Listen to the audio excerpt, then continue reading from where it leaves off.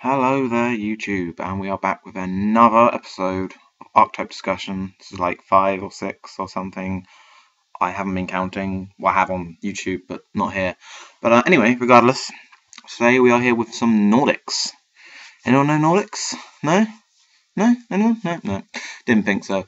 They went kind of unnoticed. They were an Archetype in the 5Ds anime at one point. They were like a team of them, and each one had one of the different boss monsters as their deck.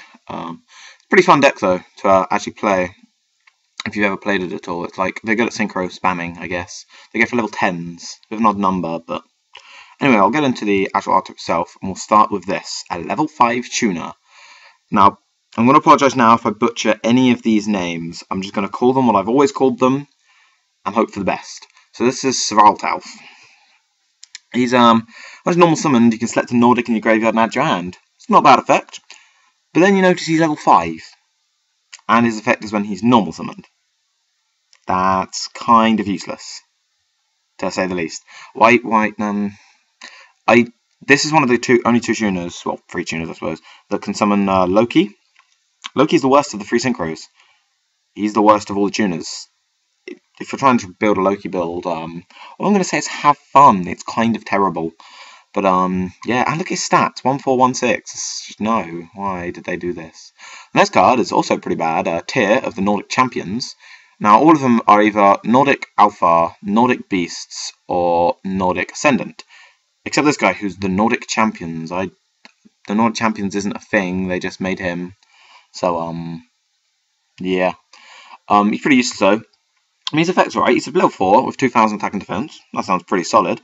Your opponent cannot select Nordic monsters as an attack target, except for this guy. Fair enough. But if there's no other Nordic monsters on the field, you destroy him. Yeah. Nordics, they can special summon, but you're not going to special summon him. You're going to special summon stuff for synchros. You could just run better cards than him. He's not really worth running, ever, in any manner of the word running, unless you're running away. If you're Thunder King. He's good at getting over Thunder King, I'll give you that. 2000 attack. But you're probably going to summon him and he'll die. So I suppose he's probably good in a Mech Lord deck. You summon him and he instantly destroys himself. And hey look, Mech Lord. But yeah, no. He's pretty useless. Next up is a useful card. Level 4 tuner. Guldfax of the Nordic Beast. If your opponent controls a synchro and you control no monsters, special summon it. Okay, this effect's not the best in the world. If they do control a synchro and you don't control anything, you can go off without normal summoning. But he's not really the most useful effect, but he's a level 4 Beast Tuner. Here's the good thing. A level 4 tuner that can be special summoned by other effects. Also, the fact that he's Beast, this card here, which we'll talk about later, can summon him from the deck. That's an instant 7, or if you've got another level 3, an instant 10. Which is kind of what we're aiming for in this deck here. Next up, Lojosaf, or Losaf, I believe it is supposed to be, but I've always said it like that because when I first saw the card, I didn't know what a silent letter was. When it's normal summoned, you can select the face of monster you control except this card, and special summon a Nordic monster with equal or less level than that. If you've already got one of your level 10s out when you summon this, you can pretty much summon anything. But it's pretty useful. Say like you special summon this because they had a synchro. You normal summon this, you can target this, now summon a level 4 lower Nordic monster. Summon level 2, for example, and boom, there we go, you've got an instant 10. It's quite useful to have. I wouldn't run it like at 3 or anything, but it's still pretty useful to have just for getting your synchros out, you know, getting more monsters out of your hand. Problem with this deck is it does summon all of its monsters from the hand. It doesn't really, I mean, this one summons from the deck, but apart from that, it's kind of hand only, but we'll get to that. Vanadis, best Nordic tuner in the deck. Some people just don't like to run this. Why would you not run this? It's the best Nordic card. You can substitute this card for any of the Nordic tuners, because all the synchros specify the Alpha, Beast, or Ascendant. This one can be used as any of those 3. I mean, okay, to be fair, you're probably going to use it as the Ascendant, which it is, because Odin's the best. But you might want to go for Loki, or if... No. But all the other monsters have to be Nordic monsters. Make a pure Nordic deck, that's fine. Once per turn, you can send one Nordic monster from your deck to the graveyard to change this card's level to that level. It's a changeable level Nordic. You run 1s, you run 2s, you run 3s, and you run 4s. The one thing I like to do with that actually is send another one of itself to the graveyard, because if I'm going to go synchro for Odin, all their effects bring themselves back by banishing a tuner, which is one of the types that they needed to summon. So you can literally ditch another one of these, keep it the same level. When you synchro off, you've got 2 Nordic tuners in the graveyard to bring back Odin twice. It's pretty useful. Gamma is alright. Any card that battles with it that's level 4 or lower is returned to the hand after damage calculation. It's got 1/9 defense. Stall for a turn with it, I guess. Tangrishner, when it's draw a battle, you get 2 level 3 tokens. Summon a level 4 tuner. Bam. Instant synchro. He's pretty useful. You've got to run him at 3 really. Tajanosta, when a monster you control is draw a battle, you can special summon this card from your hand, which is an effect I always forget. Until I read that, I had forgotten again. So yeah, once something's destroyed, you can just special summon him. But once per turn, when you switch from defense to attack, you can summon a Nordic beast from your deck, except himself. So you can summon this one, or this one, which is incredibly useful. If you've got a tuner already, summon a non-tuner. If you've got a non-tuner, you summon a tuner. Or if you've got either one of those in your hand for next turn, you can set it, and the next turn flip it. If you can protect it for a turn, Wabaku, or, Threatening Roar, or whatever. You need to stall in this deck. But he's incredibly useful. He gets all your synchro plays started. He's like the key card, in my opinion, especially if you're running the Nordic Beast build. But if you're running Nordics and not running the Nordic Beast engine, you're not really running Nordics. They are the Nordic engine, really. Next up, we've got Mara. If this card uses synchro materials, the other 2 synchro materials can be 2 Nordics in your hand. Oh no. Sorry. I didn't use this one because, again, it's for Loki. But they have to be 2. Oh, okay. It's pretty cool, though, I suppose. You can just normal summon this. You've got 2 level 4s in your hand. Yeah, it's pretty cool. I guess it works, but at the same time, you're going for Loki. You should probably stop. Mimir, he's not very good. Once per turn, at the start of your standby phase, if you control a face-up Nordic monster, send a spell card from your hand to the graveyard to special summon this card from your graveyard. If you've got lots of spells, I guess you can bring it back, but there are better things you can do. I wouldn't personally run that. Valkyrie, level 2 tuner, really good. If it's normal summoned, your opponent controls a monster and you control no other cards, remove and play 2 Nordics in your hand, which sounds bad, but to special summon 2 tokens, they're called Einherjar tokens. I don't really think that makes a difference. They're level 4 tokens and face up defense. You just got yourself an instant 10. First turn Odin. Boom, just like that, just on 1 card. Sure, you have to banish 2 cards from your hand, but at the same time, it doesn't really matter. You banish a lot of cards anyway, so things like Barrel from a Different Dimension, you're probably going to run to put stuff back in your graveyard, so you can banish it again. It doesn't say what cards you have to banish from your hand. You can banish tuners as well. It doesn't make a difference. It doesn't matter what levels they are either. There we go, instant 10 for 3 monsters for whatever levels. Pretty useful, especially as Odin's the best. Also this one, during the turn this card is normal summoned, you can normal summon 1 more Nordic monster in addition to your regular normal summon. Fair enough. Going to get the effect once per turn video. When this face-up card in the field is sent to the graveyard, select 1 Nordic relic in your graveyard and add it to your hand. I actually didn't know he had that effect. I should probably use that more often. But Nordic relics are like the spells and the traps, so I suppose that's useful as well. But you normal summon him, you get an extra normal summon. Say you've got, for some reason, this one out, and then you summon this one, you want your extra normal summon. Although if you summon that one and you... Yeah. Okay, you summon this one, and then you... No, wait, you summon this one, then you normal summon this, and get your extra normal summon. It has uses, to be honest. You normal summon this first, get an extra normal summon, go for a 5, go for... I was about to say a 4, they don't have a level 3 tuner, that's awkward. Yeah, pretty much, you can go for a 5. He's your best card. But, let's go into spells and traps then, because this has gone for 8 minutes already. I didn't run most of these, so select 1 Aesir you control, give control of it to your opponent, and during your opponent's end phase, destroy the selected monster and remove from play all cards your opponent controls. Okay, you get rid of your opponent's field, but they get a huge beta for a turn. It's not worth it. Martial Dragonlord, set the face of Aesir monster you control until the end phase. It's unaffected by other spells and traps, but its effects are negated. Okay, that could come in useful.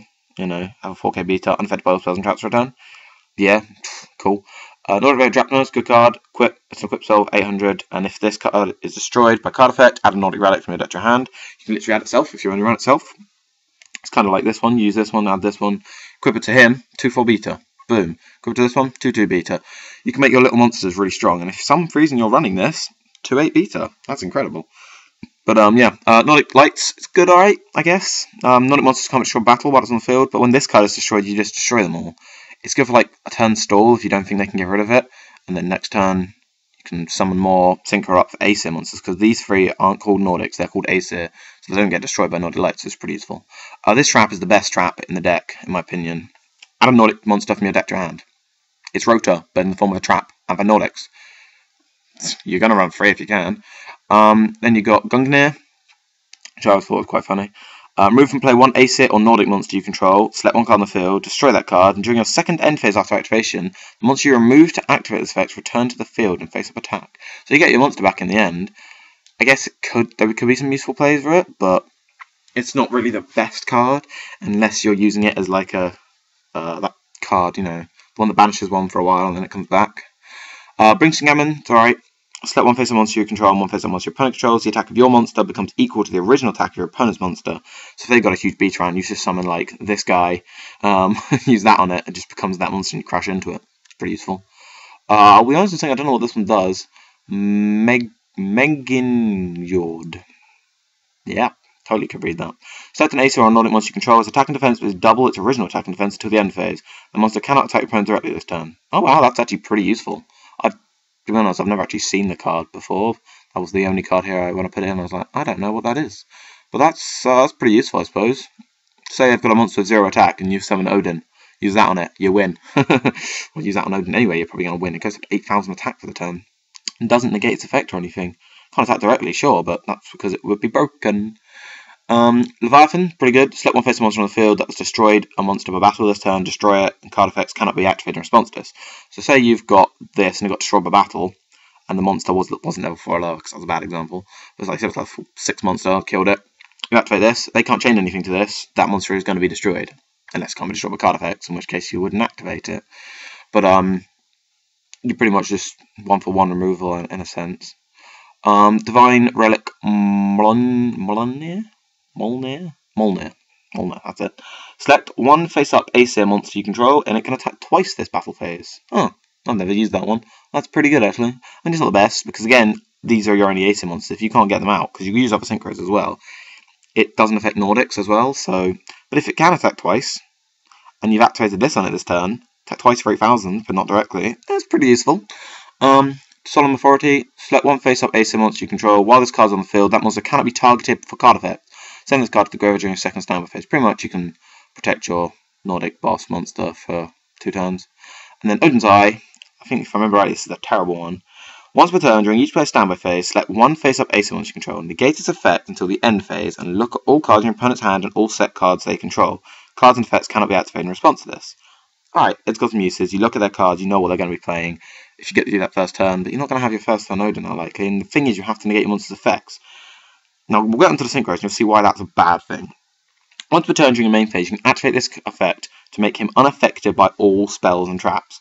Pretty much, this one up here that says they're unaffected by all spells and traps but negates effects, that is Odin's effect. You would never use that on Odin, really. You'd only ever use that for 4, hence why 4 is a picture on it.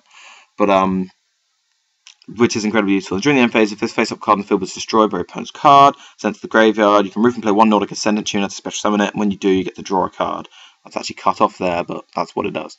4, similar thing. Once per turn, you can negate the effect of all face-up monsters your opponent controls. Similar way to the Firefist Ixis, you know the new one? But only until the end phase. Then during the end phase, if this face-up card in the field was destroyed by a battle or card effect, sent to the graveyard, remove and play one Nordic Beast tuner from your graveyard to special summon it. When you do, you burn your opponent for 800. Both effects pretty useful. I mean, burning for 800 is not that great, but you get to bring him back, and he's 3/5, and he's 4,000. And then Loki is whatever. Once per turn, when your opponent activates a spell or trap, during the battle phase, you can negate it. It's not even just altogether. It feels like Sheeran altogether. Yeah, okay, it'll be alright, but only during the battle phase. And obviously, if it's destroyed, you can move and play one Nordic Alpha tuner to special summon it. And when this card is special summoned by this effect, you can select the trap in your graveyard and add it to your hand. I do believe. I cannot actually see because it is cut off there, but I'm pretty sure that's what it does. But pretty bad card, to be honest. The video has gone on for quite some time, but in conclusion, you're going to want Guldfax, he's pro. You're going to want this, it's pretty useful. This card can stall, this card's amazing. These 2 cards make the deck. This card is first turn Odin, and this card's awesome. These 4 are terrible. Spells, you might run that, but probably not. This card's pretty useful for a Nordic Relic, especially if you're running him. This card's also pretty useful for a Nordic Relic. And now that I've read what this card does, it's pretty useful too, and this is the best trap in the deck. Everything else above 4 Guldfax, you're not going to run, including this Smeg, you can go away, you can go on the side deck. But yeah, there we go. Nordics, I'll do a deck profile, I guess. I might do my deck profile. I have a Nordic deck, but it's pretty bad, so I'll probably just make one on DN instead, be easier. And there we go. Boom.